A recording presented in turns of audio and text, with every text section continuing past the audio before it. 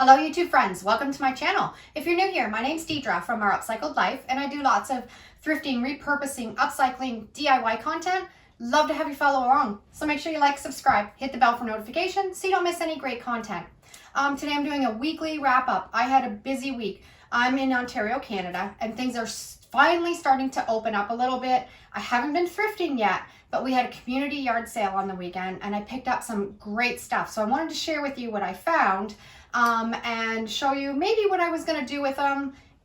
I'll have them ready for next week's weekly wrap up so you can see what I used all the stuff for. So I'm going to get started and I'm going to show you some of the stuff that I've made this week and some of the stuff that I got yard sailing. I finished up some Father's Day gifts and I actually have a video on these signs that I made. So if you're interested and want to know the techniques, you can go back and you can have a look at that video. But I did a Grandpa's Garage sign and I added a old wrench that I had using my Mod Podge reverse graphic transfer method. Had a little piece of chain and I think it turned out really great. Makes a great Father's Day gift.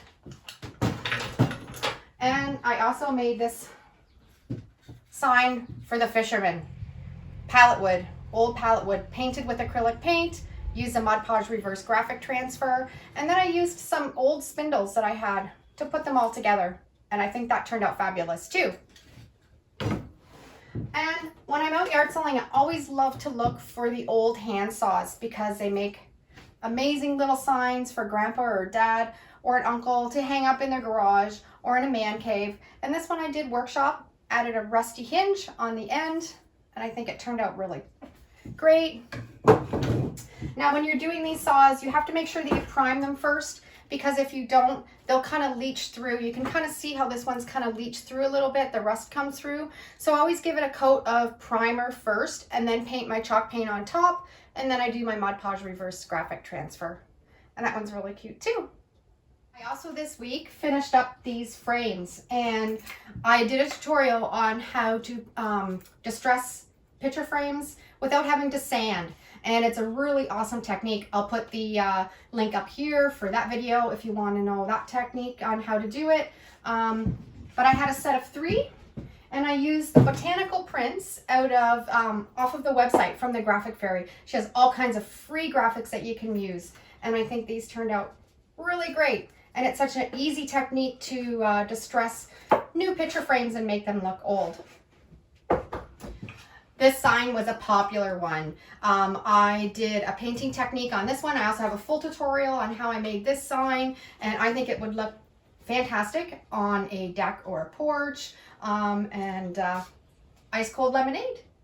I also made for one of my girlfriends this week. She wanted some directional signs to put outside on her backyard on a post that she has of some of the favorite spots that she's visited. So I did these out of pallet boards, cut them into arrows, did a nice chippy paint finish of all of her favorite places. So Cayo Santa Maria, Patterson Lake, Calabria, Greenfields, San Diego, Rosebud Motel, and who doesn't love Daytona Beach? So she's excited to get these. Now, if you're making signs like these, you want to make sure that you coat them with an outdoor polyacrylic sealer so they'll stand up to the weather. I've made some of these signs, and after I've coated them with that, I've had them out for 2 or 3 years and they still look really good. So that's a great project for you to try. Okay, now for my fun yard sale finds.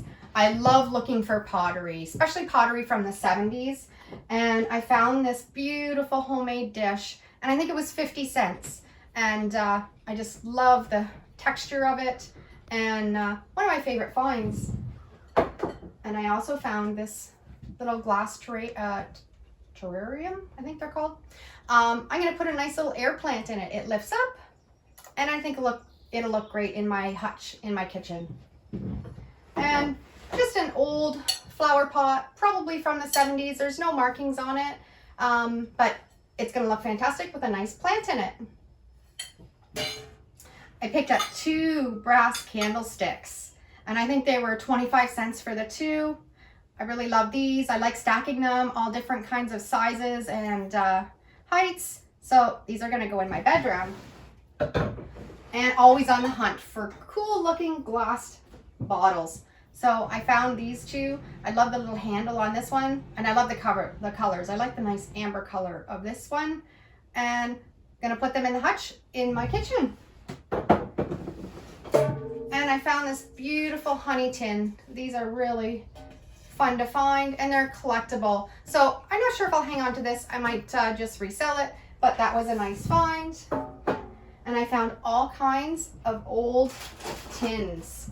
This one says Rundle's Salve, really good condition. Von Ami cleaner polisher tin. A really old Sloan's liniment bottle. It still has some stuff in it. I'm gonna have to be really careful, clean that out a little bit, but that'll look really neat displayed in a hutch. And a gin kidney pills, little neat tin container, and Victory lozenges. And these have some old rusty nails in them too. You never have enough old rusty nails. And also this little glass bottle. And I think all of these I paid like $1.25 a piece for. So that was a great find. I picked up all of these tins. They look like they're originally from IKEA. I'm gonna paint them up. I'll put a nice graphic on them, and they'll be perfect to resale. I got all of these for $0.25. And it's never too early to look for Halloween stuff. Somebody had made a bunch of these wooden bats. They're already painted black, already cut out.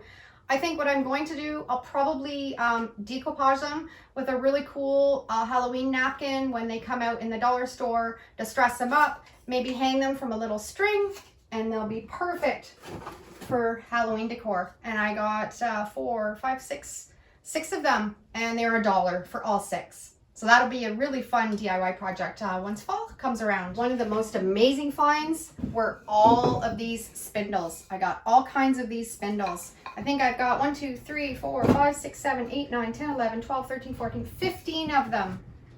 And they were actually given to me for free.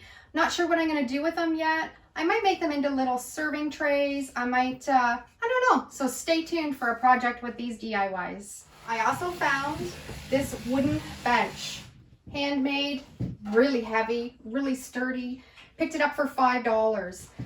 So that's gonna get a chippy paint job and maybe a cute little graphic on it. And I'm excited to do that.